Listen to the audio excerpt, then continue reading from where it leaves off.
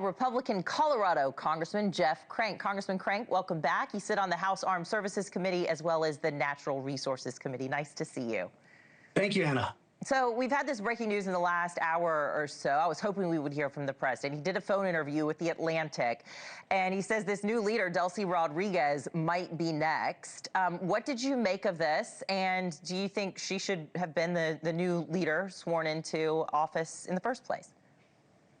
Well, what I make of it is the president's dead serious, of making sure that, first and foremost, we got Maduro out of that country. He was an illegitimate leader, and he was indicted. He was indicted back in 2020. He was brought to justice, and that's something that we should all be pretty happy about. You know, it kind of worries me a little bit when I hear the people who seem to be really opposed to what happened are the Russians, the Chinese, the Marxists and socialists that walk among us and try and rabble-rouse in America. And it seems like the Democrat leadership in Congress, they're probably not on the right side here. The people who are exiled from Venezuela, who are in the United States now, and most people who love freedom and liberty think that this was a good idea to do this and was done constitutionally. Well, okay, so I'm wondering if Maria Corina Machado is being spoken to, you know, behind the scenes by the Trump administration. She's the opposition leader. She's been in hiding for about a year now. President Trump yesterday, as he was addressing Americans and at the press conference, he said he wasn't sure that she had the support of the Venezuelan people. Do you think he'll have a change of tone?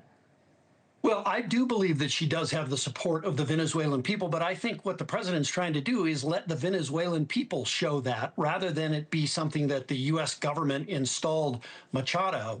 I do believe she has that support, and I think that we ought to give the Venezuelan people the opportunity to show that they have that support, whether it's through elections or some other means.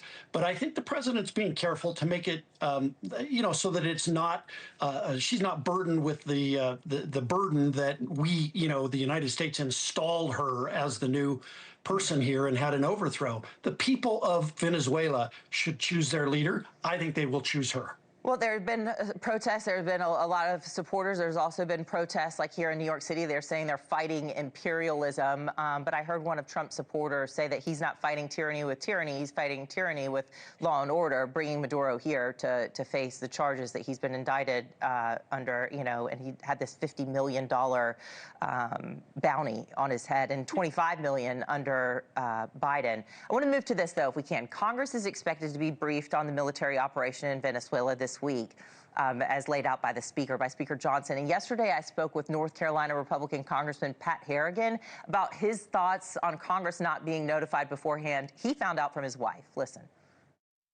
You said your wife is the one who told you about it. Is that how you would want to be alerted? Well, I'm just a rank and file member of Congress, right? There are different notification mechanisms that need to happen based off Title 50 operations. And, you know, the one thing that did catch me today is that they did not brief the Gang of Eight prior to actually executing this operation. By Title 50, the administration does need to brief prior to any covert operations.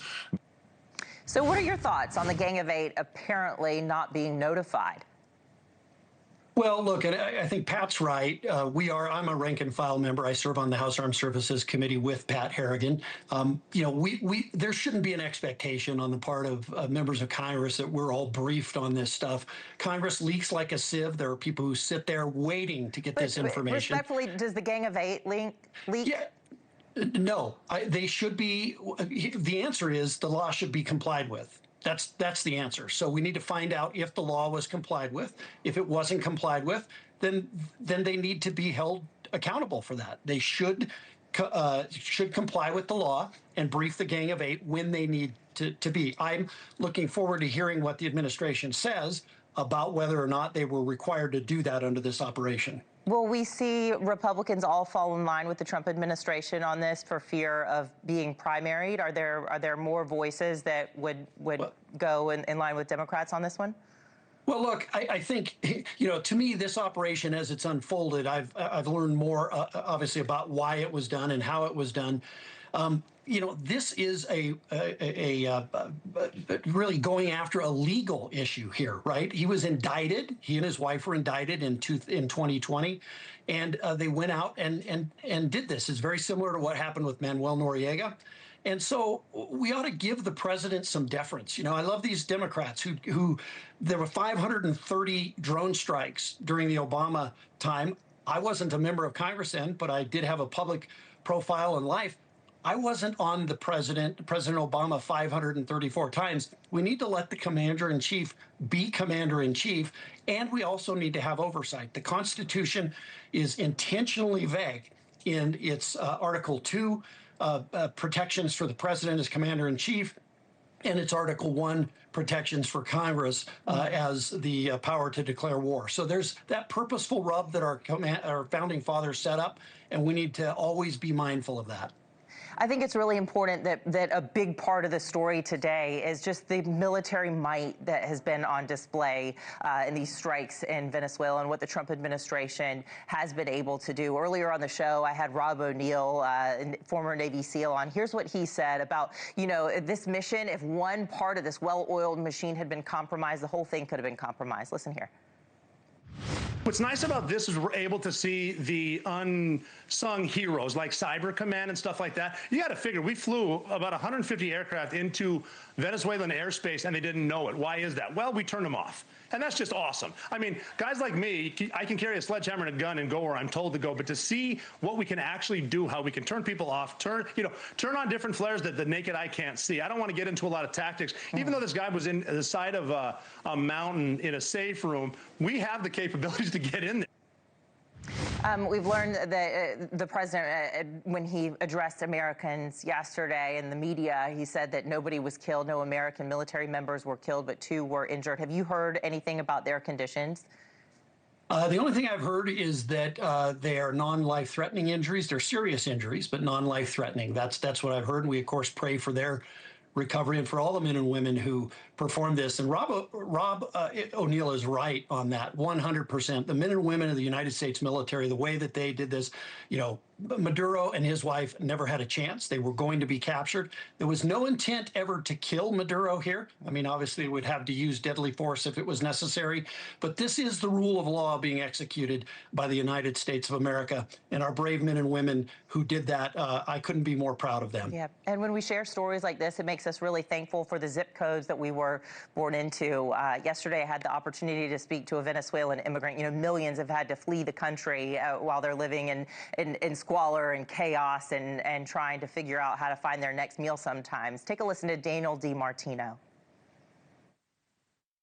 I can tell you that people are very happy about it because Venezuelans are tired of 26 years of a regime that forced nearly 1/3 of us to leave our country. Like my family, we went from making a few $1,000s a month in the early 2000s to making $100 a month in 2016.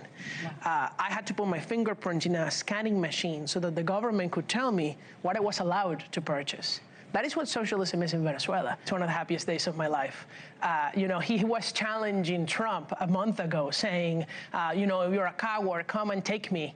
Well, he came and took you. Now, welcome to the United States, and we're going to see you for trial here in New York City, and I look very much forward to lining up in that court to attend. And he went further to say this is what socialism looks like. And here in this country, we've had a far left part of the Democratic Party find some leadership in individuals like Zohran Mamdani, who's now been sworn in as mayor here in New York City. What message should this send to America?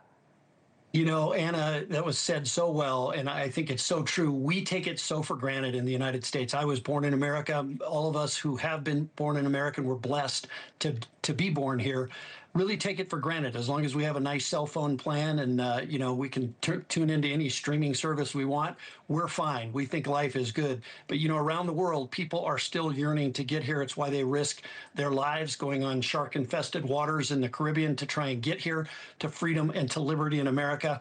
It's great immigrants like the one that you just heard from who come to the United States legally, come here, and they help renew the bloodline of America and help teach us how important it is to defend liberty and freedom. And so it's great to hear him. I've seen and heard him on a couple of different interviews. He's so full of excitement and love for freedom and liberty and for America. Yeah,